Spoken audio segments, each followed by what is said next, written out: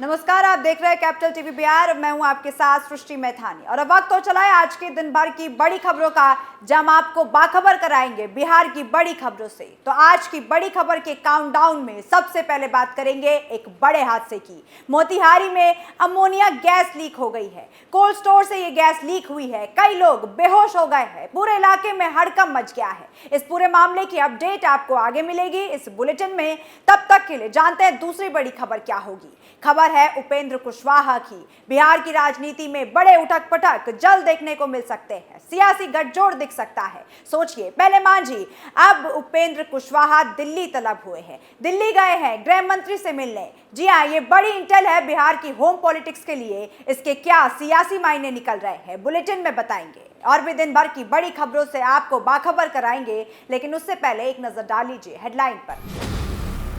मोतिहारी में ammonia gas leak की खबर। कोल्ड स्टोर से अमोनिया गैस का रिसाव, अमोनिया से कई लोग बेहोश, लोगों में मची अफरा तफरी।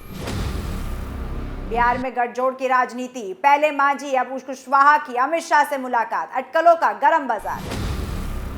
प्रशांत किशोर के बयान पर आरजेडी नाराज, पीके पर किया पलटवार, कहा तेजस्वी यादव के सामने पीके की क्या बिसात, बोले शक्ति यादव।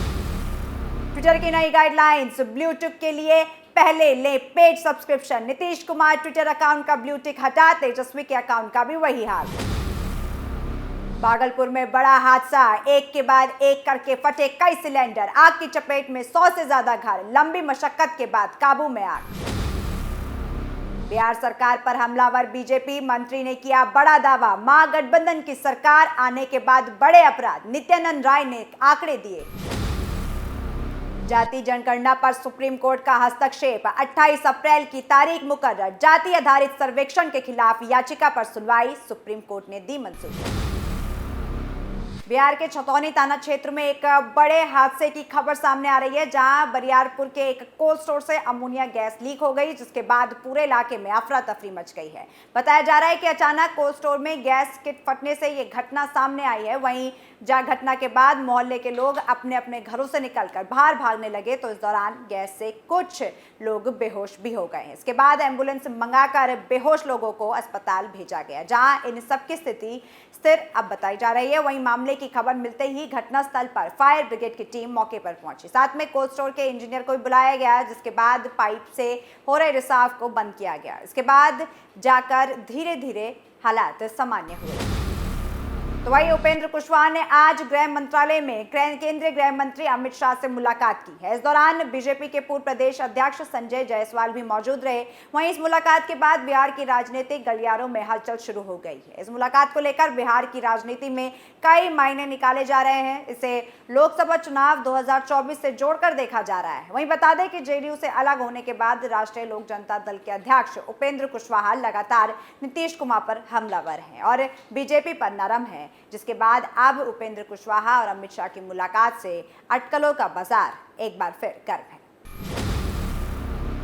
आरजेडी के प्रवक्ता शक्ति सिंह यादव ने प्रशांत किशोर के तेजस्वी यादव पर की गई टिप्पणी पर पलटवार किया, जहां आपको बता दें कि चुनावी रणनीतिकार प्रशांत किशोर ने गुरुवार को सीएम नीतीश कुमार और आरजेडी नेता डिप्टी सीएम तेजस्वी यादव पर जमकर हमला बोला था, और अब इसी पर आरजेडी के प्रवक्ता शक्ति सिंह यादव ने पलटवार किया है। इस पर शक्ति सिंह का कहना है कि प्रशांत किशोर जिनके तलवे चाटकर आज यहाँ पहुंचे हैं, उनकी बिसात तेजस्वी यादव के पैर की धूल के बराबर भी नहीं है। इसके अलावा शक्ति सिंह ने प्रशांत किशोर को अपनी भाषा पर नियंत्रण रखने की हिदायत दी, जहां उन्होंने कहा कि पीके ने सीएम नीतीश कुमार के बारे में जो शब्दों का इस्तेमाल किया है, वो पीके के संस्कार पर सवाल खड़ा कर रहा है।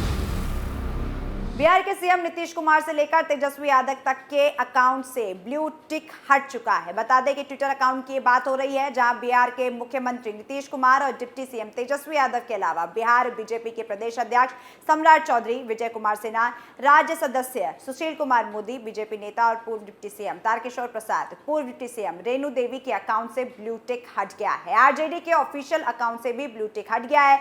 वहीं नीतीश कुमार की पार्टी जेडीयू ऑनलाइन के पेज पर ब्लू टिक अभी भी है। वहीं दूसरी ओर बिहार के कई ऐसे नेता हैं जिनके ब्लू टिक अभी तक नहीं हटे। दरअसल 20 अप्रैल के बाद से ट्विटर ने वैसे अकाउंट से ब्लू टिक हटा दिए हैं जिन्होंने पेड सब्सक्रिप्शन नहीं लिया है। ट्विटर के सीईओ एलन मस्क ने घोषणा की थी कि वे आने वाले दिनों में ट्विटर से ब्लू चेक मार्क हटा देंगे। साफ कहा था कि अगर आपको ब्लू टिक चाहिए तो इसके लिए आपको सब्सक्रिप्शन लेना होगा, जहां महीने का चार्ज दिया जाएगा। वहीं पूर्व केंद्रीय मंत्री आरसीपी सिंह, आरएलडी के अध्यक्ष उपेंद्र कुशवाहा, वहीं बीजेपी नेता संजय जायसवाल समेत कई नेताओं का ब्लू टिक अभी तक नहीं हटा है। बता दें कि ट्विटर ने 31 मार्च को ये घोषणा की थी कि आने वाले दिनों में उनकी कंपनी लेगेसी वेरीफाइड अकाउंट से ब्लू टिक हटा देगी, लेकिन कुछ तकनीकी कारणों से वो ब्लू टिक नहीं हटा सके थे। अब अगर आपको भी ब्लू टिक रखना है तो फिर उसके लिए ट्विटर को चार्ज देना होगा।